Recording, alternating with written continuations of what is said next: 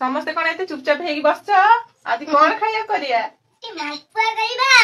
ହଉ ଠିକ ଅଛି ଆଉ ଚାଲନ୍ତୁ ଆଜି ମାଲପୁଆ କରିବା। ମୋ ଧନ କେତେ ଦିନ ହେଲାଣି କହିଲାଣି ମାମା ଟିକେ ମାଲପୁଆ କର।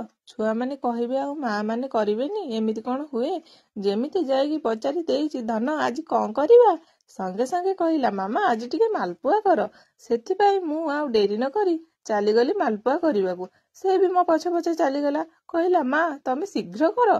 ଆଉ ତାର ସେ ଉତ୍ସାହ ଦେଖି ମୁଁ ପୁରା ବ୍ୟସ୍ତ ହେଇ ପଡୁଥାଏ। ପିଲାମାନେ ବ୍ୟସ୍ତ କଲେ ମା ମନ ଯେ ପୁରା ଅସ୍ଥିର ହେଇଯାଏ ତା ତ ଆପଣ ମାନେ ଜାଣିଥିବେ। ତାର ସେ ବ୍ୟସ୍ତ କରିବା ଭିତରେ ମୁଁ ମୋର ପିଲାଦିନ କଥା ଭାବୁଥାଏ। ମୁଁ ବି ତ ମୋ ପିଲାଦିନେ ଏମିତି ଖାଇବା ପାଇଁ ମୋ ମା ପାଖରେ ଅଝଟ କରୁଥିଲି। ଆପଣ ମାନଙ୍କ ଘରେ ପିଲାମାନେ ଅଝଟ କରନ୍ତି ନା ନାଇଁ?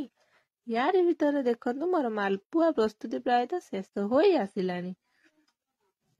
ମୋ ପୁଅ ତାର ସେଠି ଜଗିକି ବସିଥାଏ, ଆଉ ତାକୁ ଡାକିଲି ଆଉ ମାଲପୁଆ ଦେଲି। କଣ ଆପଣ ମାନଙ୍କୁ ବି ମାଲପୁଆ ପସନ୍ଦ? କମେଣ୍ଟରେ ନିଶ୍ଚିତ ଜଣାନ୍ତୁ। ନା ତମ ମାଲପୁଆ ରେଡି। ଖାଇ କହିଲ କେମିତି ହେଇଛି? ମିଠା ହେଇଛି ତ?